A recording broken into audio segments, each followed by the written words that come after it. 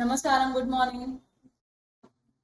हाँ, तो last lecture में हमने डिस्कस किया पार्टनरशिप क्या होता है, फॉर्म क्या होता है, पार्टनर्स कौन होते हैं और बहुत सारी चीजें हमने पढ़ी थी। Yes, true test of partnership, दो केस स्टडीज पढ़ा था, एसेंशियल एलिमेंट्स ऑफ पार्टनरशिप, सब कुछ पढ़ लिया था हम लोगों ने। आज आपको पढ़ना है partnership versus other forms of business organisation. तो पार्टनरशिप कैसे अलग होता है अदर फॉर्म ऑफ ऑर्गेनाइजेशन से, वो कुछ यहाँ पे डिस्क्रिप्शन दिए है। आपको एग्जाम में क्वेश्चन यहाँ से आने की चांसेस है, लेकिन बहुत ज्यादा नहीं, कम है चांसेस। ठीक है, तो सबसे पहला जो distinction that is partnership versus joint stock company. अभी आप लोगों को कंपनी नहीं पता कि व्हाट इज कंपनी। कंपनी को ही जॉइंट स्टॉक कंपनी बोला जाता है। तो कभी भी आपको अगर एग्जाम में से फॉर एग्जांपल क्वेश्चन आता है कि distinguish between partnership versus joint stock company, या फिर पार्टनरशिप वर्सेस कंपनी, या फिर partnership versus limited liability company, ये ऐसे तीन नाम से आपको पूछे जा सकते हैं। तो डू नॉट गेट कंफ्यूज कि लिमिटेड लाइबिलिटी कंपनी क्या होती है, जॉइंट स्टॉक कंपनी क्या होती है, या कंपनी क्या होती है। This all are one and the same. ठीक है, सो जब आप ऐसा कुछ देखते हो समझ जाओ कि आपको कंपनी के साथ पार्टनरशिप को डिस्टिंग्विश करके शो करना है कि this is company, this is partnership form. यहाँ पे क्लियर है। अब आप लोगों को जॉइंट स्टॉक कंपनी या कंपनी का जो डिटेल्ड इन डेप्थ नॉलेज है वो आपको पढ़ना पड़ेगा। उसके लिए चैप्टर नंबर 6, जब चैप्टर नंबर 6 पढ़ोगे तो उसमें आपको इन डेप्थ नॉलेज मिलेगा कि कंपनी क्या होती है, कंपनी कैसे ऑपरेट करती है, कंपनी में होते कौन, that I take care of आगे वाले लेक्चर में। अभी खाली आपको अंडरस्टैंड करने का जो एकदम बेसिक सा रिक्वायरमेंट है वो समझना है। ठीक है, तो पार्टनरशिप फॉर्म का जो लीगल स्टेटस है, जैसे देखो मैं एक बहुत ही सिंपल सा थियोरी चलता है। जब मैं बोलती हूँ ना कि I am a member of a particular company, I am a member of a particular company, जब मैं बोलती हूँ I am member of elite Gurukul limited, I am a member of elite Gurukul limited, इसका मतलब क्या होता है, जब इलीट गुरुकुल कंपनी इनकॉर्पोरेट हो रही थी तो इस कंपनी में मैंने भी क्या किया है, शेयर्स खरीदे इस कंपनी के।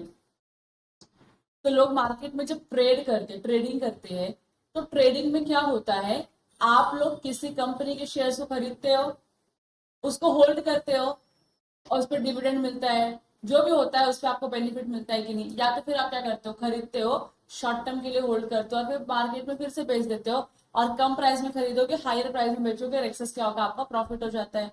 बराबर कि नहीं। So when ever you by shares of any company, आप जब किसी भी कंपनी के शेयर्स परचेज करते हो तो आप उस कंपनी के मेंबर माने जाते हो।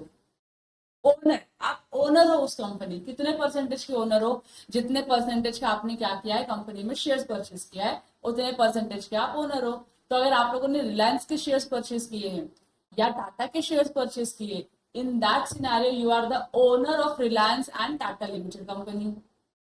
लेकिन ओनरशिप का परसेंटेज कितना है, बहुत हाई परसेंटेज रहेगा क्या आपका, नहीं, 1%, 2%, 0.5%, 0.1%, it can be any percentage, क्योंकि ये बहुत बड़ी बड़ी कंपनी है। बराबर की नहीं। तो आप क्या बनते हो, मेंबर बनते हो। तो जब आप किसी कंपनी के मेंबर होते हो ना, ओनर बनते हो, तो लॉ बोलता है कंपनी एक अलग पर्सन है, company is altogether different person and you are a different person. We cannot say the member is the company only. No, we cannot say that member is company, क्योंकि ऐसा कभी हो ही नहीं सकता। Member एक अलग personality है, ये इंडिविजुअल है जो इस कंपनी का मेंबर है, जो ऑल टुगेदर अलग पर्सनालिटी है। और कंपनी जो है, इसको लॉ ने क्रिएट किया है, it has been created by the law. तो लॉ ने क्रिएट किया तो लॉ बोलता है मैं इसको रिकॉग्नाइज करेगा कि ये सेपरेट एंटिटी है। समझ में आ रहा है आप लोगों को। तो मैं इलीट गुरुकुल की मेंबर हूँ, अंडरस्टैंड माई पॉइंट। मैं इलीट गुरुकुल की मेंबर हूँ, तो I am the owner of elite Gurukul, I am the owner of elite Gurukul limited. और ये इलीट गुरुकुल कंपनी है, ये ईजीएल लिमिटेड है। समझ में आ रहा है। तो मैंने इस कंपनी का 1% शेयर परचेज किया हुआ है, so I become the member, I become the owner of this company. अब इस कंपनी कि जब मैं मेंबर बन जाती हूँ, तो मैं कंपनी नहीं हूं या कंपनी मैं नहीं हूं। जैसे सोल प्रोप्राइटर में क्या होता है, सोल प्रोप्राइटर में क्या होता है, जो सोल प्रोप्राइटर का बिजनेस है और जो सोल प्रोप्राइटर जो पर्सन है वो one and the same person होते हैं। मैं ही हूं और ये मेरा ही बिजनेस है, तो मैं is equal to business, business is equal to मैं। बराबर, किंतु सोल प्रोप्राइटर ऐसे चलता है। तो मेरे नाम की किराना माल की दुकान है अगर, तो किराना माल की दुकान कोई और नहीं, सिर्फ मैं ही हूँ। समझ में आ रहा है आप लोगों को? So these two person are equal person. इसका मतलब क्या होता है? किराना माल का बैलेंस शीट बनेगा किसी न किसी नाम से, बनेगा कि नहीं बनेगा? सोल प्रोप्राइटर का बैलेंस शीट बनाया आप लोगों ने, उसकी जब बैलेंस शीट बनेगी तो बैलेंस शीट में इसकी लाइबिलिटी भी रहेगा और इसकी बैलेंस शीट में असेट भी रहेगा। तो इसके असेट की ओनरशिप इसके मालिक की ओनरशिप होगी, इसके बैलेंस शीट की जो लाइबिलिटी है अभी इसके मालिक की लाइबिलिटी होगी, बराबर की नहीं? तो अगर बैंक से लोन लेके रखा है मालिक ने और असेट इसके सफिशिएंट नहीं है लोन को पे करने के लिए, तो इसको क्या करना पड़ेगा? अपने जेब से एडिशनल पैसा कंट्रीब्यूट करना पड़ेगा और लोन को रिपे करना पड़ेगा, बराबर की नहीं? यहाँ पे मेंबर की जो लाइबिलिटी होती है अनलिमिटेड होती है, जो ओनर है उसकी लाइबिलिटी अनलिमिटेड होती है कि भाई तुम्हारा ही बिजनेस है, you is equal to business, business is equal to you. तो बिजनेस में जो भी चीजें होंगी वो सब आपके लिए ही होंगी और वो उस सब के लिए डायरेक्टली और इनडायरेक्टली आपके लिए रिस्पॉन्सिबल हो। तो लॉ इन दोनों को सेपरेट पर्सन नहीं मानता है, लॉ इन दोनों को सिंगल पर्सन मानता है। समझा आप लोगों को? तो आप बड़े हो जाओगे, आप सीए बन जाओगे, तो सीए बनने के बाद आपका नाम रहेगा नेम एंड एसोसिएट्स, बराबर की नहीं? सो यहाँ पे आप और आपका एसोसिएट सेम ही है। आपके एसोसिएट में जो भी बिजनेस है उसके लिए आप डायरेक्टली रिस्पॉन्सिबल हो। यस और नो? यस। कंपनी में ऐसा नहीं होता है। ये मैंने कंपनी बनाई, मैं इस कंपनी की ओनर हूं, लेकिन लॉ बोले ऐसी कंपनी बन गई ना, company is altogether different person. You and company are not the same person. Company एक अलग पर्सनालिटी है, कंपनी का अपना नाम होता है, कंपनी का अपना पैन होता है, कंपनी का अपना एड्रेस होता है, कंपनी का अपना असेट होता है, कंपनी का अपना लाइबिलिटी होता है, कंपनी के ऊपर केस कर सकते हैं लोग, कंपनी के ऊपर केस हो सकता है। Every right that an individual gets, all this rights will be given to the or available to the company. Individual को शादी करने का राइट होता है लेकिन कंपनी को हो सकता है। इंडिविजुअल ने कोई क्राइम किया, क्या करेगी गवर्नमेंट? कोर्ट क्या करेगी? मर्डर किया इंडिविजुअल ने, प्रेम ने मर्डर किया किसी का, क्या करेंगे? इसको मर्डर, इसका मर्डर मतलब ये किसी का मर्डर कर सकता है? कंपनी नहीं। लेकिन कंपनी गुनाह कर सकता है, मर्डर वाला नहीं होगा, लेकिन सिविल सिविल सिविल एक्टिविटीज कर सकता है जो अगेंस्ट द पब्लिक पॉलिसी हो सकता है। तो कंपनी भी तो फॉल्ट करती है, कंपनी भी डिफॉल्ट करती है, कंपनी भी बहुत सारे लॉ को फॉलो नहीं करती है। तो क्या कंपनी को जेल भेज दोगे? कंपनी के बाद फाइन लगाते हो, जेल नहीं भेज सकते कंपनी, बराबर? Can you have a child? शादी करोगे तो बच्चे तो होंगे ना तुम्हारे, कंपनी का पॉसिबिलिटी है। So there are certain rights, right to vote, मतदान, कंपनी कर सकती है अपना मतदान। There are certain rights which is not available to artificial person. Company is an artificial person, company एक आर्टिफिशियल पर्सन होती है क्योंकि लॉ ने उसको क्रिएट किया है। आप एक क्या होते हो? नेचुरल पर्सन होते हो। आप क्या हो? Natural person. ये सब तुमको डिटेल में कंपनी लॉ में पढ़ेगी, एकदम अच्छे से पढ़ेगी। लेकिन अभी आपको समझना ये है कि जब कंपनी कोई बनती है, कंपनी बनने के बाद जो कंपनी के मेंबर वो अलग हो जाते हैं और जो कंपनी है वो अलग हो जाती है। They are not the same person.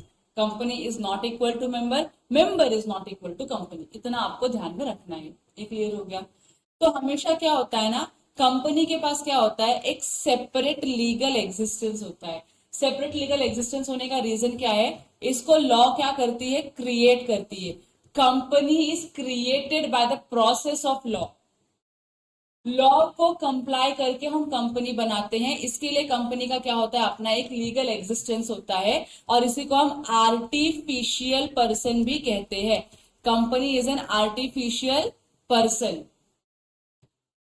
लेकिन जब मैं पार्टनरशिप की बात करती हूँ तो पार्टनरशिप में तुम लोगों ने खुद ने पढ़ा था, वहां पे लिखा था कि पार्टनरशिप को कोई लीगल स्टेटस या लॉ रिकॉग्नाइज कर रहा है क्या? नहीं। So firm does not enjoy separate legal entity. तो इसका मतलब क्या होता है? इसके जो पार्टनर्स है ना, they are is equal to the firm only.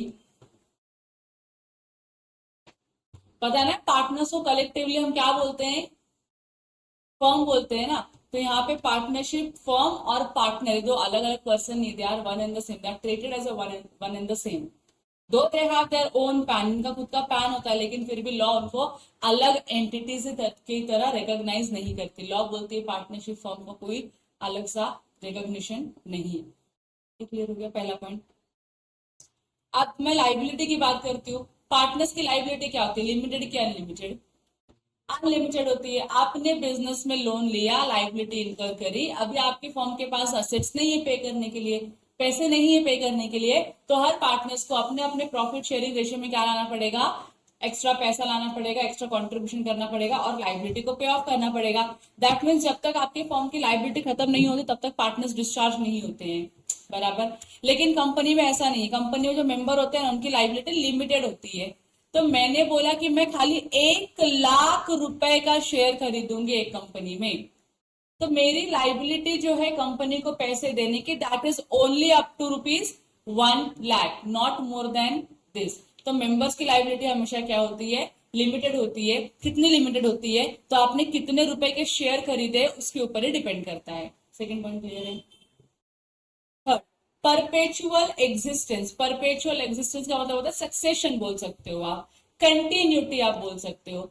आप मुझको बताओ, अगर ये दो पार्टनर्स है, दो पार्टनर्स मिलके बिजनेस कर रहे हैं और कल को एक पार्टनर की डेथ हो जाती है, तो क्या पार्टनरशिप कंटिन्यू हो पाएगा? वो डिसॉल्व होगा, नया पार्टनर ऐड करना पड़ेगा, उसके बाद यू कैन कंटिन्यू। दोनों पार्टनर एक कार में कहीं तो छुट्टी मनाने के लिए जा रहे थे, घूमने के लिए, दोनों पार्टनर एक साथ में क्या हो गए, अब पार्टनरशिप क्या हो गया, खत्म हो गया, बंद हो गया, एग्जिस्टेंस खत्म हो गया ना पार्टनरशिप फर्म का। तो पार्टनरशिप का जो सक्सेशन है ना वो परपेचुअल नहीं है, वो कभी भी क्या हो सकता है, बंद हो सकता है। So it does not enjoy the long lease of life because dissolution due to different reason. तो आपका किसी भी रीजन से क्या हो सकता है, फर्म डिसॉल्व हो सकता है। तो ये भी तो हो सकता है पार्टनर बोलेगा नहीं मेरे को तेरे साथ बिजनेस करने का ही नहीं, तू जा इधर से, मैं निकल रहा है फॉर्म में से, बोल सकता है कि नहीं। तो जैसे ही आपने डिसोल्यूशन किया, आपका एग्जिस्टेंस पार्टनरशिप का खत्म। एक पार्टनर को कुछ हो गया, एग्जिस्टेंस खत्म। दोनों पार्टनर को कुछ हो गया, एग्जिस्टेंस खत्म, बराबर कि नहीं। कंपनी में ऐसा नहीं होता है। कंपनी को क्या मिलता है, परपेचुअल एग्जिस्टेंस मिलता है। मतलब आज हम लोगों ने इलीट गुरुकुल लिमिटेड बनाई है, इसमें 7 मेंबर है। कितने मेंबर है, 7 मेंबर है। कल के 7 के 7 मेंबर एक प्लेन क्रैश में मारे गए, मान लो 7 के 7 मेंबर एक प्लेन क्रैश में मारे गए, क्या कंपनी बंद हो जाएगी? नहीं बंद होगी।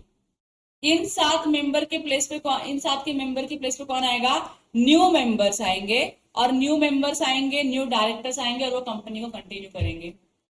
तो आज अगर आप टाटा स्टील्स देखते हो, टाटा स्टील लिमिटेड, तो ये 10 साल 2 साल पुरानी कंपनी नहीं है, it is more than 150 year company. Reliance देखोगे तो इट इज मोर देन 100 और 80 ईयर्स कंपनी। इतना किसी इंसान का लाइफ है क्या? तो किसी मेंबर की लाइफ के ऊपर कंपनी का लाइफ डिपेंड नहीं होता है। कंपनी का अपना खुद का लाइफ होता है। जब तक आप कंपनी को लीगली बंद नहीं करते तब तक कंपनी क्या रहेगी, एग्जिस्टेंस में रहेगी, कंपनी चलते रहेगी, कंपनी को कोई दिक्कत नहीं है। तो कंपनी हमेशा क्या एंजॉय करती है, परपेचुअल सक्सेशन का बेनिफिट एंजॉय करती है। थर्ड पॉइंट क्लियर है।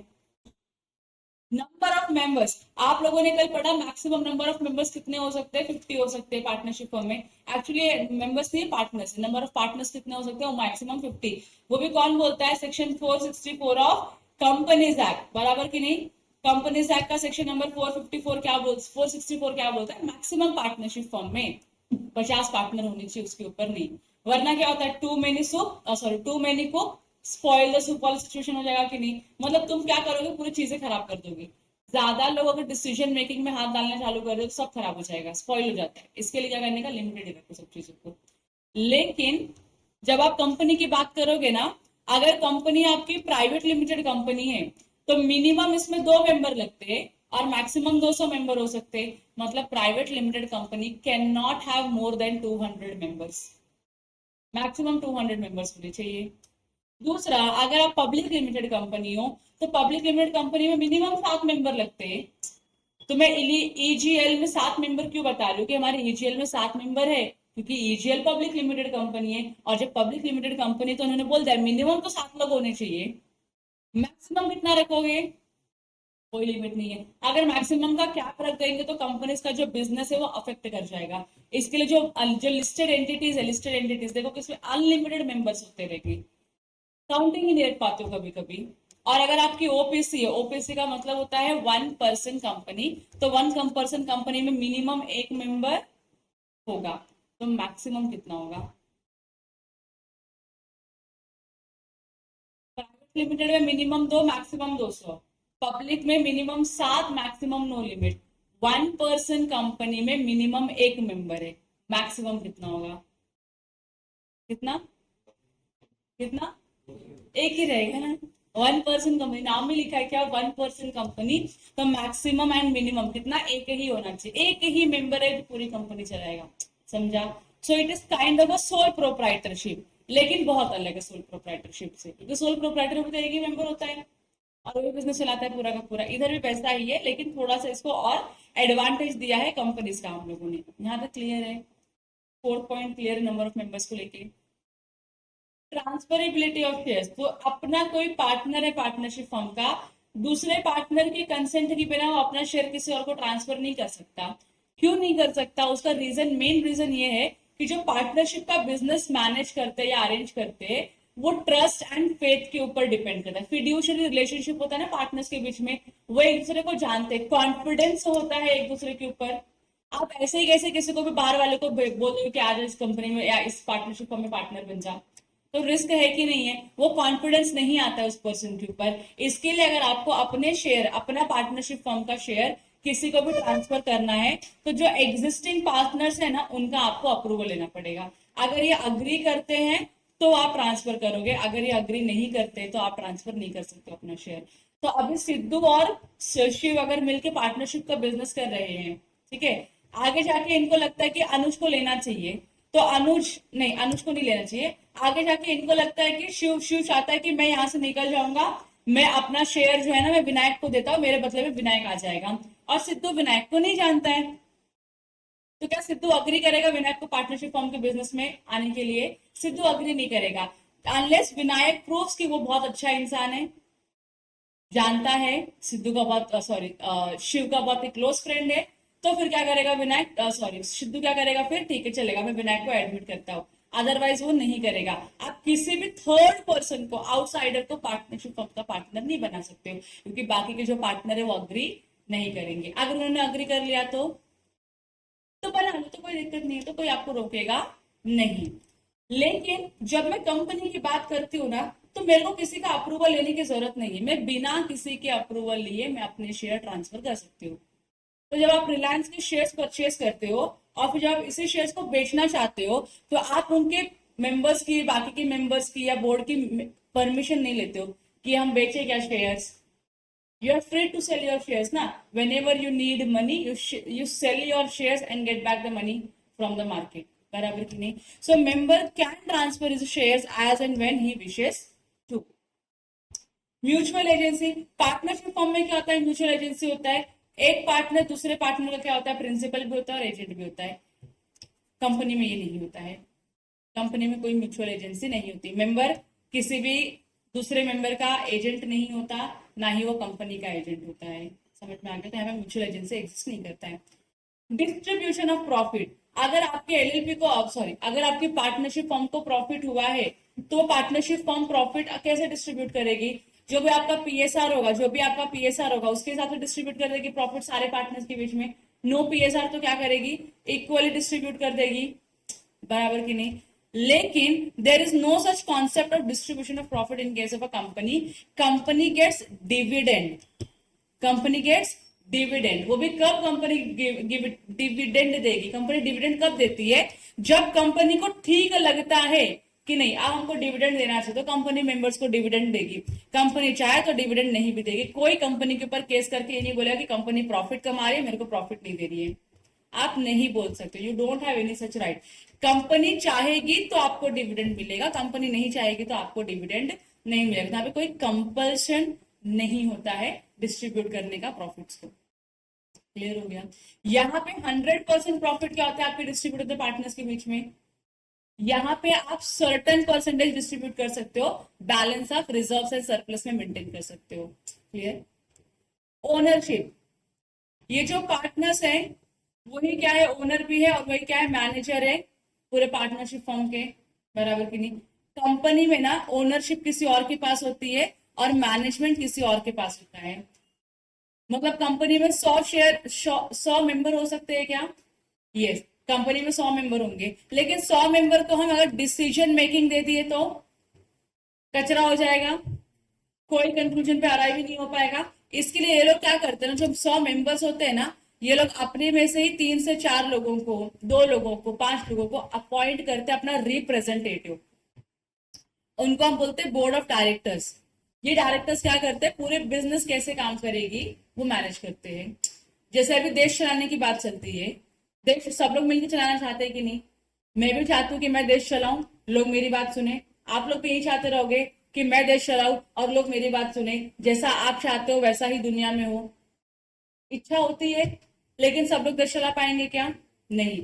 हम लोगों की औकात के बाहर है देश चलाना। इसके लिए हम क्या करते हैं, अपना एक रिप्रेजेंटेटिव अपॉइंट करते हैं, और वो लोग क्या करते हैं, प्रेसिडेंट और अपने जो प्राइम मिनिस्टर है उनको सिलेक्ट करते हैं, और वो हमारे बिहाफ पे पूरे देश को चला रहे कि नहीं चला रहे, हमारे बिहाफ पे। सबके हाथ में 140 करोड़ की पब्लिक के हाथ में अगर आप देश का डोर दे दोगे कि लो आप देश चलाओ, बताओ देश में क्या होगा? भूखमरी, मारामारी, डकैती, चोरी सब होगा, क्योंकि सब अपने हिसाब से बिजनेस करेंगे। सबको लगता है कि मेरा भला होना चाहिए। अब सब अपने अपने भले के बारे में सोचेंगे तो किसी ना किसी का तो एक्सप्लॉइटेशन होना ही है, हाँ कि ना? इसके लिए हम क्या करते हैं, अपना रिप्रेजेंटेटिव इलेक्ट करते हैं in the form of prime minister, और जो प्राइम मिनिस्टर है वो क्या करते हैं, पूरे देश को चलाते हैं। तो कंपनी में भी वैसा ही होता है। कंपनी में बहुत सारे मेंबर्स हो सकते हैं। पब्लिक कंपनी की बात की तो अनलिमिटेड मेंबर हो सकते हैं। तो उस सिनेरियो में क्या होगा, सबके हाथ में हम डिसीजन मेकिंग पावर नहीं दे सकते कि आप आइए आप बताइए काम करना है कि नहीं करना है, करना है कि नहीं करना है। शायद सबका अप्रूवल लेते लेते 2-4 साल निकल जाएंगे। खाली अप्रूवल लेने में काम तो दूर दूर तक होगा ही नहीं। इसके लिए लोग क्या करते हैं, बोर्ड ऑफ डायरेक्टर्स को अपॉइंट करते हैं, जो इनके ही क्या होते हैं, रिप्रेजेंटेटिव होते हैं। इन्होंने चूज किए हुए लोग होते हैं जो कंपनी के मैनेजमेंट में बैठते हैं, और वो डिसाइड करते हैं कि ओके अब बिजनेस कैसे करना है। तो यहाँ पे ओनरशिप और मैनेजमेंट क्या होता है, 2 अलग अलग लोगों के हाथ में होता है। तो टेंशन लेने की जरूरत नहीं, फ्रॉड एक्टिविटी होगी ही नहीं फिर, हाँ कि ना? प्रॉपर्टी, देखो जो फर्म की प्रॉपर्टी होती है वो पार्टनर्स की भी प्रॉपर्टी होती है, क्योंकि पार्टनर्स का क्या है, जॉइंट अधिकार है उस पार्टनरशिप फर्म की प्रॉपर्टी पे। समझे आप लोगों को मैंने क्या बोला?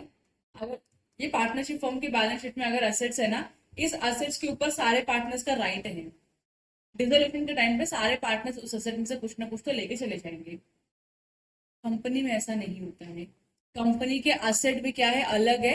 कंपनी की लाइबिलिटी भी क्या है, अलग है। कंपनी की एसेट और कंपनी की लाइबिलिटी, मेंबर की एसेट मेंबर की लाइबिलिटी नहीं बनती है। क्रेडिटर जो है, the creditors of the firm can proceed against the partners directly. मतलब अगर आपने किसी से गुड्स परचेज किया है क्रेडिट पे और आप उसका पैसा नहीं दे रहे, तो आपके बैलेंस शीट में क्रेडिटर्स करके लाइबिलिटी पड़ी रहेगी। तो जो क्रेडिटर्स है वो डायरेक्टली पार्टनर्स के ऊपर स्यू कर सकते हैं और बोल सकते हैं कि आप पैसे दो हमारे, आपने हमारे पैसे दिए नहीं, आप हमारे पैसे दे दो हमको। ले सकते हैं रिकवरी की नहीं? ले सकते। कंपनी में ऐसा नहीं होता है। कभी भी अगर क्रेडिटर को केस करना है अपने पैसे रिकवर करने के लिए, तो कंपनी के नाम पे होता है, मेंबर के नाम पे नहीं होता है। So creditor of a company can proceed only against company, not against any member. यहाँ पे आप पार्टनर्स के अगेंस्ट में प्रोसीड कर सकते हो, पार्टनर्स के अगेंस्ट में सूट फाइल कर सकते हो। समझा आप लोगों को डिस्टिंक्शन? रजिस्ट्रेशन देखो पार्टनरशिप फर्म का कंपलसरी नहीं है, लेकिन महाराष्ट्र जो स्टेट है वहां पे वो लोग बोलते हैं कि नहीं, आपको रजिस्ट्रेशन पार्टनरशिप फर्म का कंपलसरी लेना पड़ेगा। बाकी सारे स्टेट्स में क्या है, ये ऑप्शनल है। लेना है रजिस्ट्रेशन तो लो, नहीं लेना है तो मत लो। लेकिन कंपनी जो है बिना रजिस्ट्रेशन के एग्जिस्टेंस में आ ही नहीं सकता। तो कंपनी का रजिस्ट्रेशन लेना बहुत ज्यादा जरूरी है। Unless you take the registration your company will not come into existence. तो बिजनेस ही नहीं कर पाएगी, मेंबर ही नहीं होंगे। इसके लिए यहाँ पे रजिस्ट्रेशन क्या है, कंपलसरी है। ठीक है। वाइंडिंग अप, पार्टनरशिप कैसे वाइंडिंग हो सकती है, वाइंडिंग अप हो सकती है। वाइंड अप मतलब क्लोज कैसे हो सकती है? तो जब पार्टनर्स ने बोला कि नहीं यार बस हो गया, बिजनेस नहीं करना है अभी, मार्केट में ट्रेंड कुछ और चल रहा है, हमारा बिजनेस कुछ और है, चलो इसको बंद कर देते हैं और नया बिजनेस सोचते हैं। तो इसको बंद करने के लिए जिस मोमेंट पे आप अग्री करते हो उस मोमेंट पे आपकी पार्टनरशिप क्या हो जाएगी, बंद हो जाएगी। फिर उसके आगे से आप सेल्स परचेस नहीं करोगे, उसके आगे से आप कुछ एक्सपेंस नहीं करोगे पार्टनरशिप फर्म के नाम पे। कंपनी को वाइंड अप करने के लिए हमको क्या करना पड़ेगा, लॉ का प्रोसेस फॉलो करना पड़ेगा। मेरी कल इच्छा हुई, मैं मेंबर हूं, मेरी इच्छा है कंपनी बंद करने की, मैं जाकर कंपनी बंद नहीं कर सकती हूँ। मुझे क्या करना पड़ेगा, लॉ के थ्रू प्रोसेस इनिशिएट करना पड़ेगा और लॉ उसको वाइंड अप करेगी, मैं नहीं। So company being a legal person is either wind up by the NCLT or its name struck off by the registrar of companies. Struck off करने के लिए आरओसी मैं वॉलेंटरली क्या करूंगी, आरओसी को अप्लाई कर दूंगी, या आरओसी कंपलसरी भी क्या करेगी, मेरी कंपनी को बंद करेगी अगर मैं कंपनी में काम नहीं कर रही हूँ तो। That is a different thing. लेकिन क्या होता है, आपकी इच्छा से आपकी कंपनी बंद नहीं होती है, आपको क्या करना पड़ेगा, लॉ के थ्रू, लॉ का प्रोसेस फॉलो करके कंपनी को बंद करवाना पड़ेगा। क्या तक क्लियर हो गया आप लोगों को? So this was all with all in respect of partnership versus joint stock company. इसमें कुछ डाउट है क्या आप लोगों को? नहीं। अगला जो distinction that is club versus partnership firm. आप लोगों को पता है क्लब क्या होता है? Do you know what is club? अरे क्लब जहाँ पे जाते हो आप लोग, नाचते हो, गाते हो, पार्टी करते हो, फिर रिटर्न आते हो, पता है वो क्लब के बारे में? पब, ऐसा कुछ प्लेस उधर पता है पता है ना? तो अक्नॉलेज तो करो, हाँ पता है। ऐसे क्यों बिहेव करो, तुम बहुत संस्कारी बच्चे, तुमको कुछ पता ही नहीं है, तुमको पता ही नहीं पब और क्लब क्या होता है। ठीक है, तो जो क्लब आप वो सोच रहे हो ना, ये वो क्लब की बात नहीं चल रही है। यहाँ पे जो क्लब है ना, इस देखो क्लब में क्या होता है, कुछ लोग आते हैं, मेंबर बनते हैं। जैसे रोटरी क्लब है, रोटरी सुना आप लोगों ने? रोटरी, अभी रोटरी का कुछ इवेंट भी होने वाला है अपने इधर। तो रोटरी क्लब क्या करती है, कुछ मेंबर्स को जमा करती है, मतलब उनके मेंबर्स बनते हैं। वो मेंबर्स मिलकर क्या करेंगे, कुछ ना कुछ तो एक्टिविटी करेंगे for the benefit of the member only. Public और लार्ज का भला नहीं करने वाले वो लोग चैरिटेबल ऑर्गेनाइजेशन नहीं है। अपने मेंबर्स का भला हो इसके लिए लोग क्या करते हैं, कुछ एक्टिविटी करते हैं। तो रोटरी क्लब उसमें का एक क्लब है। लायंस क्लब करके एक क्लब होता है, वो भी एक है, जिसमें क्या करना होता है, आपको मेंबर बनना होता है। मेंबर बनने के लिए you have to make certain payment, membership fee pay करनी होती है, सब्सक्रिप्शन फी पे करनी होती है। और जब आप मेंबर बन जाते हो तो ये क्लब के कुछ अपने बेनिफिट्स होते हैं जो अपने मेंबर को दिए देती है ये क्लब। तो वो बेनिफिट किसको मिलते हैं, मेंबर्स को मिलते हैं। जो मेंबर है खाली उनको ही मिलेगा, अदर देन मेंबर को ये बेनिफिट नहीं मिलेगा। तो देखो क्लब क्या होता है, it is an association of persons formed with an object of not earning profit. ये क्या है, एसोसिएशन ऑफ पर्संस है, मतलब आप 10 लोग मिलकर क्या करते हो, एक क्लब ओपन कर रहे हो, लेकिन आपका ऑब्जेक्टिव प्रॉफिट अर्न करना है क्या? नहीं, अपने ही मेंबर के साथ आप बिजनेस करके प्रॉफिट अर्न नहीं करना चाहते हो। So a club is an association of persons formed with the object of earning, with the object of not earning profits but for promoting some beneficial purpose such as improvement of health, providing recreation for the members. मतलब members को कुछ benefit provide करे, बस इसी के लिए वो लोग क्या करते हैं, क्लब बनाते हैं। तो अपने यहाँ पे अभी एक सैटरडे क्लब करके क्लब है। सैटरडे क्लब का काम क्या है, तो पहले सबसे सिचुएशन जो सबसे पहली कंडीशन है उनकी, क्योंकि ये क्लब जो बना है that is made by the Maharashtrian people. तो इनका क्या मानना है, मराठी जो है वो लुप्त होती जा रही है। People are adopting to the modern culture, culture, अगर बहुत ही सिंप्लीफाइड लैंग्वेज में बोलूं तो है ना, हमारी मराठी को कोई प्रायोरिटी नहीं दे रहा है, मराठी में कोई बात नहीं कर रहा है, मराठी कल्चर कोई फॉलो नहीं कर रहा है। इसके लिए लोगों ने क्या किया, एक सैटरडे क्लब करके क्लब बनाया हुआ है। इसमें जो मेंबर्स बनते ना, members they are only Maharashtrians. तो जो महाराष्ट्रियन है, जो महाराष्ट्र से बिलोंग करता है, वो क्या बनेगा, इस क्लब का मेंबर बनने के लायक है। नॉन मराठी लोग मेंबर बन ही नहीं सकते। तो मेरे को तो तुम भूल ही जाओ, मैं इस क्लब के मेंबर कभी नहीं बन सकती हूँ। तो ये महाराष्ट्रियंस के लिए है। Second thing, you have to speak Marathi, you have to speak Marathi because they want to promote their language. क्योंकि आजकल बहुत सारे महाराष्ट्र से ऐसे जो मराठी नहीं बोलते हैं, जिनको मराठी नहीं आती है बोलने, तो उन्होंने क्या किया है, प्रमोशन किया है, प्रमोट कर रहे हैं मराठी बोलने वाले लोगों की।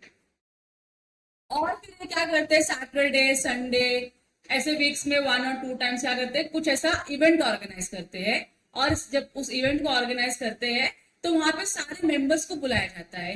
तो इनके क्लब के जो मेंबर्स आएंगे वो बैठेंगे, खाएंगे, पिएंगे, स्नैक्स खाएंगे, कुछ बिजनेस आइडियाज डिस्कस करेंगे, अपने बारे में बताएंगे, और कुछ क्या करेंगे, गेट टुगेदर करके चले जाएंगे। समझ रहे आप लोगों को?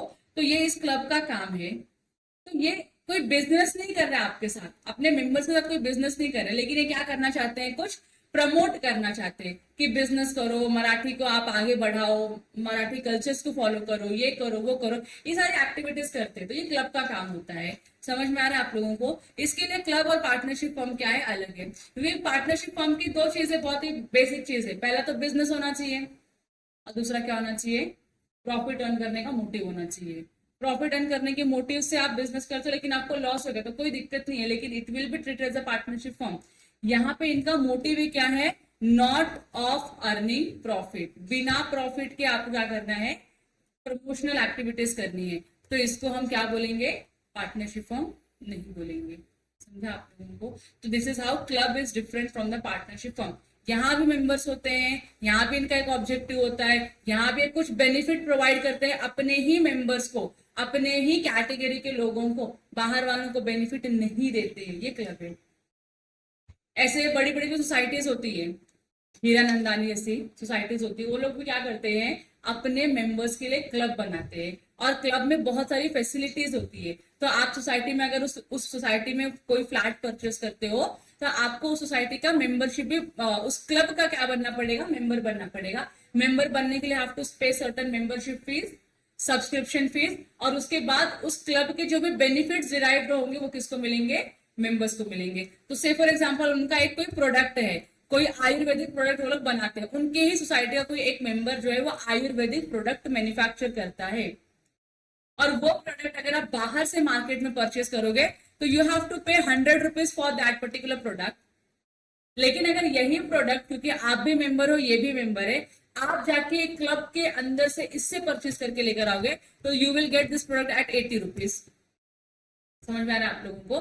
तो ऐसे बेनिफिट्स करते, तो दोनों का बेनिफिट हो रहा है, बायर को भी प्रोडक्ट मिल रहा है आयुर्वेदिक, और सेलर भी क्या कर पा रहा है, अपना प्रोडक्ट को बेच पा रहा है।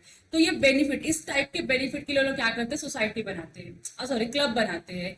फिर हो सकता है जिम होता है, जिम, तो बहुत सारे लोगों को जिम की फैसिलिटी चाहिए होती है, लेकिन अगर आप बाहर के जिम में जाओगे तो प्रॉब्लम है कि उनके टाइम में आपको मैनेज करके जाना पड़ेगा, और देर आर सर्टन पर्सन जिनको टाइम मैनेज नहीं होता। कोई कोई ऐसा तो जो रात को जाते हैं जिम में, कोई कोई ऐसा तो जो अर्ली बर्ड होता है सुबह जाते हैं जिम में। तो उस सिचुएशन में क्या करते हैं लोग, बोलते हैं इतना प्रॉब्लम है, इससे क्या करते हैं अपना एक जिम बनाते हैं, इक्विपमेंट्स आके रखते हैं। अब जिस मेंबर को जिम करना है, जो क्लब का मेंबर है, वो कभी भी जा सकता है उस क्लब के जिम में और जिम करके आ सकता है। समझ में आ रहा है? तो ऐसे अलग अलग बेनिफिट्स देते हैं, किसको, वो अपने ही मेंबर्स को देते हैं, आउटसाइडर्स को बेनिफिट नहीं मिलता है। तो ये क्लब है। यहाँ तो क्लियर हो गया? और पार्टनरशिप क्या है तो आपको पता ही है, association of person form for earning profits from a business carried on by all or any of them. यहाँ तक क्लियर हो गया आप लोगों को? ऑब्जेक्ट क्या है, तो यहाँ पे बिजनेस करना है और प्रॉफिट कमाना है, यही ऑब्जेक्ट है। यहाँ पे क्या है, not aimed of making profits entirely, इनका जो ऑब्जेक्टिव है प्रॉफिट कमाना नहीं, इनका ऑब्जेक्टिव है मेंबर्स का बेनिफिट होना, बेनिफिट ऑफ मेंबर्स। ये मेंबर्स के बेनिफिट के लिए क्या करते हैं, क्लब बनाते हैं, इनका दूसरा कोई ऑब्जेक्टिव नहीं है। यहाँ पे मैक्सिमम नंबर कितने हैं पार्टनर्स के, 50 है, यहाँ पे कोई ऐसा लिमिट नहीं है। पार्टनरशिप फर्म को तो परपेचुअल एग्जिस्टेंस नहीं है, यहाँ पे क्या longs on a lease life. क्यों ऐसा बोल रहे हैं, क्योंकि आप अब मेंबर बनते हो तो आपके मरने के बाद आपकी मेंबरशिप आपके बच्चों को ट्रांसफर हो जाएगी, बंद करने की जरूरत नहीं है ना। आप क्या करो, अपनी मेंबरशिप को ट्रांसफर, जैसे कंपनी में होता है परपेचुअल सक्सेशन, वैसे यहाँ पे भी क्या है, परपेचुअल सक्सेशन मिलता है। यहाँ पे म्यूचुअल एजेंसी होगी कि नहीं होगी, पार्टनरशिप फॉर्म में म्यूचुअल एजेंसी कंपलसरी है। यहाँ पे कोई म्यूचुअल एजेंसी नहीं, कोई किसी का प्रिंसिपल, कोई किसी का एजेंट नहीं है। म्यूचुअल एजेंसी का मतलब क्या होता है, एक पार्टनर ने कोई कांड करके उसके लिए पूरी फॉर्म रिस्पॉन्सिबल होगी। यहाँ पे एक मेंबर कांड करके कोई भी दूसरा मेंबर इसके लिए रिस्पॉन्सिबल नहीं होगा। ये क्लियर है? और लास्ट में डिसोल्यूशन कैसे होगा, यहाँ पे change in a partners of a firm affects existence, partner change हुआ, एग्जिस्टेंस चेंज हुआ, पार्टनर आया, क्या हो गया आपका, पुराना डिसॉल्व होकर नया पार्टनरशिप फॉर्म एग्जिस्टेंस में आता है। एक पार्टनर की डेथ हो गई, नया पार्टनर आया, अभी नया पार्टनर के साथ आप क्या बना रहे हो, नया बिजनेस बना रहे हो। तो जैसे जैसे आपके पार्टनर्स चेंज होंगे वैसे वैसे आपकी फर्म का एग्जिस्टेंस भी क्या होता है, चेंज होता रहता है। A change in a membership of a club does not affect its existence. अभी तो परपेचुअल सक्सेशन है, एक मेंबर गया दूसरा मेंबर आया, कोई फर्क नहीं पड़ने वाला है इनको। जैसे कंपनी में होता है, एक मेंबर गया दूसरा मेंबर आया, company will go on for ever, वैसे ही क्लब में होता है, एक मेंबर गया दूसरा मेंबर आया, club will go on for ever, कोई भी इसको रोक नहीं सकता। यहाँ तक क्लियर है आप लोगों को?